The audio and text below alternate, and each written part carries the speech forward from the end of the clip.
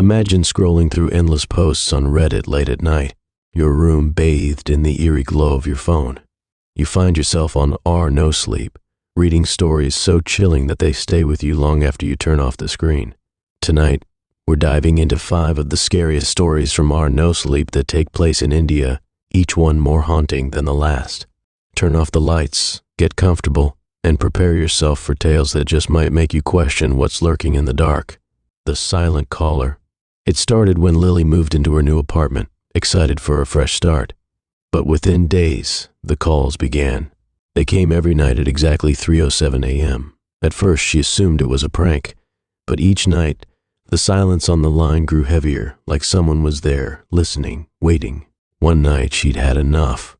With a mix of fear and frustration, she finally whispered, "Who is this?" For a moment, there was nothing. Then, she heard it, a faint, slow breathing on the other end, labored and raspy. Her skin prickled with fear. She quickly hung up, convinced she'd imagined it. But the next night, at exactly 3:07 a.m., the phone rang again. This time, she answered with a shaking voice. "Leave me alone," she demanded, but a whisper came through, barely a breath, yet clear enough to send chills through her bones. "I'm already inside." Frozen, she barely breathed, listening for any sound in the room behind her. The silence pressed in, suffocating, until she gathered the courage to turn around. Nothing was there. The next day she moved out, but even in her new home, she still wakes at 3:07 a.m., haunted by that final whisper. The wrong number. David was working late one night when his phone rang, an unknown number. Without thinking, he answered, expecting a wrong number or perhaps a work call. "Hello?" Silence. Just as he was about to hang up, he heard a faint, trembling voice say, "Help me, he's coming." Heart pounding, David leaned in closer to his phone. "Ma'am, are you okay? Who's coming?" But the line went dead, leaving him with nothing but the unsettling echo of her words. Shaken, he dismissed it as a prank and returned to his work. But the next night, the phone rang again, same number. When he answered, it was the same woman, her voice more desperate, more urgent. "Please help, ma'am. He's getting closer." This time, he called the police. They tried to trace the number but found nothing. Each night, the calls continued, with the woman sounding more frantic, until one night, he heard it. A deep, heavy breath, and then a man's voice. "I see you too, David." His phone immediately cut out, and the calls stopped. But every now and then, his phone lights up with that unknown number, and David knows better than to answer. The voice from the grave. Emma lost her best friend, Jess, in a tragic accident last year. They'd been inseparable, always talking every night before bed. After the funeral, Emma struggled with grief, unable to move on. Months passed, and she began to heal, until one night, her phone buzzed at midnight.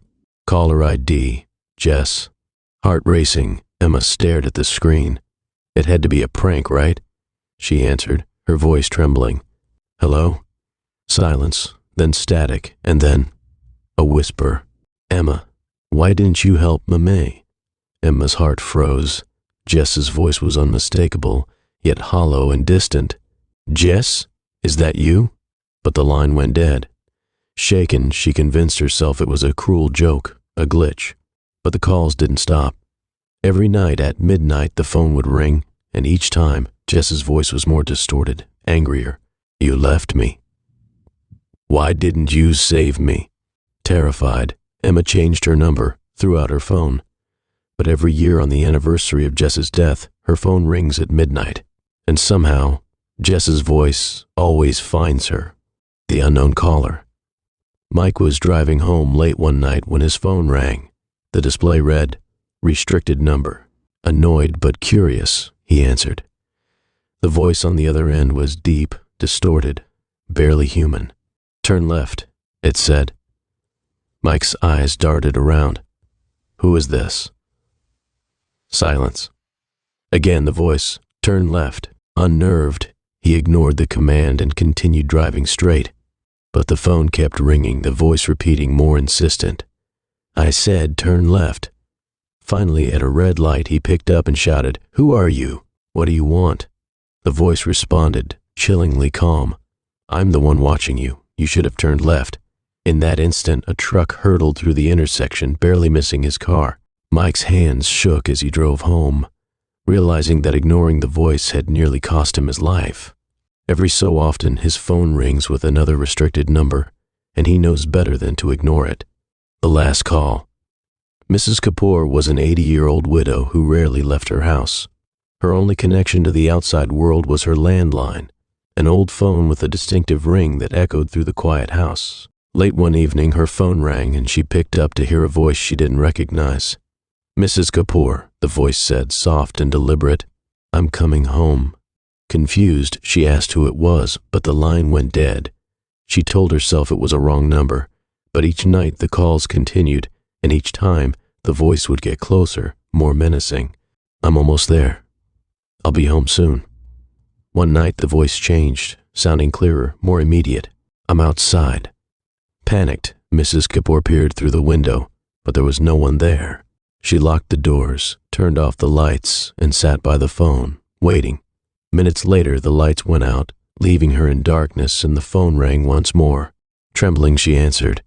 The voice whispered, "I'm inside." When the police arrived the next morning, Mrs. Kapoor was gone. The only clue was her phone, left off the hook, with a single word recorded on the last call, "Om." And there you have it. 5 chilling phone call horror stories that will make you think twice before answering those late-night calls. Whether it's a voice from beyond, a desperate cry for help, or something far more sinister, sometimes the scariest things happen right on the other end of the line. If these stories left you with chills, don't forget to like, subscribe, and let us know your own eerie experiences in the comments below. And remember, if your phone rings tonight, think carefully before you pick up.